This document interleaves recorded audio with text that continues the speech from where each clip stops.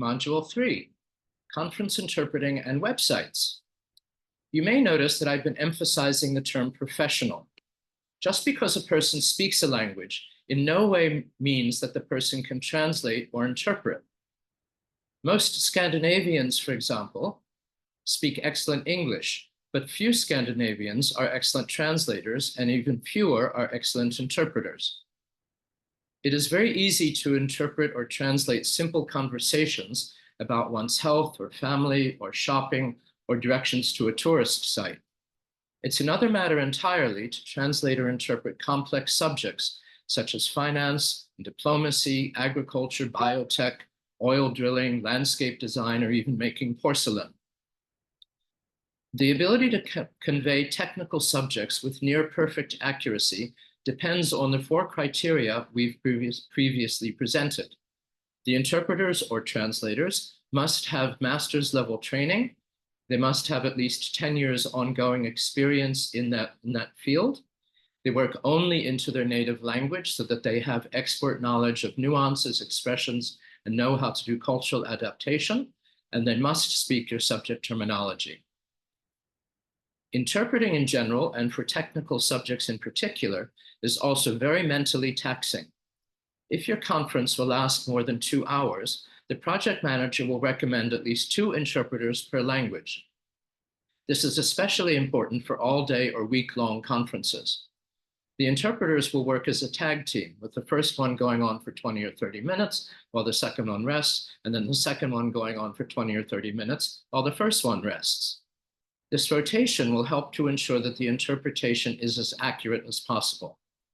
Unlike translating, where linguists have time to ponder or research the best way to express a concept, interpreters must literally think on their feet and determine how to express the concept within seconds or minutes. Interpreters are like doctors, and in this analogy, translators in this analogy are like doctors, and interpreters are like surgeons. And if you're presenting consecutively, please remember to speak in short sentences lasting just 2 or 3 minutes. While interpreters often take notes, you should not expect the interpreter to remember 10 minutes worth of your rambling dialogue and then convey accurately all the important points you just said. Another essential area for translation is an organization's website. And I'm using the word organization to mean a course provider, an author, a solopreneur, a small enterprise, a medium enterprise, a Fortune 100 corporation, a nonprofit, or a government agency.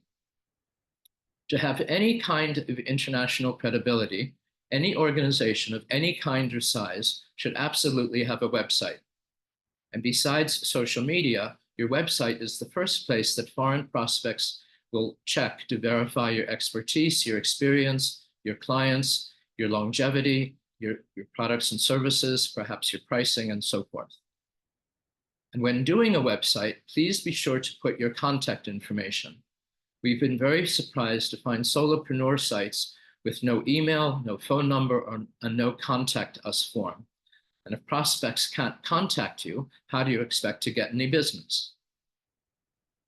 Most organizations assume that they must translate their entire website into multiple languages. And because websites can be voluminous with many pages, many embedded PDFs, many embedded videos, sometimes with graphics and so forth, organizations also assume that the translation process will be long and costly. Maybe yes and maybe no. The answer depends on many factors, ranging from the kind of content to the cost per language. It's best to have a budget range in mind and then to ask for a free quote and not to assume. Many organizations also say that their website is never done and always changing, and so they constantly delay and simply do no language conversion at all. And if you want to get a piece of the $225 trillion of global trade in goods alone, doing nothing does nothing to forward the action. We therefore propose to our clients 3 separate solutions.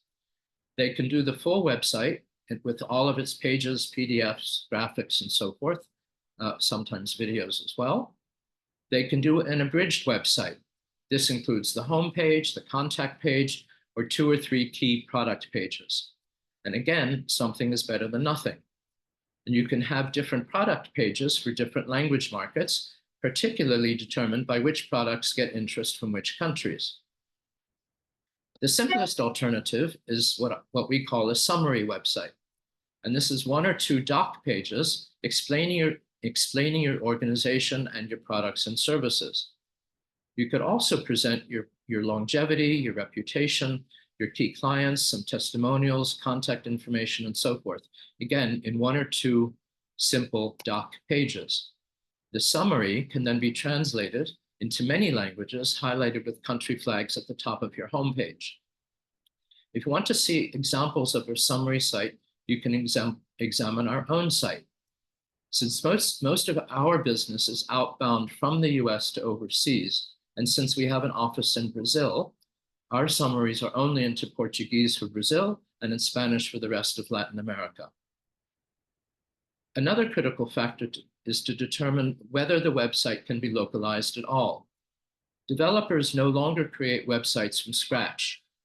Instead, they take ready-made modules and adjust and adapt them to the client's needs.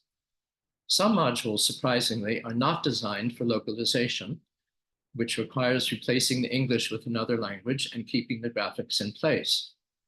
Your professional language agency can advise the status of your site when they know the program in which your website was developed, and if needed, they can examine your site to see what's possible.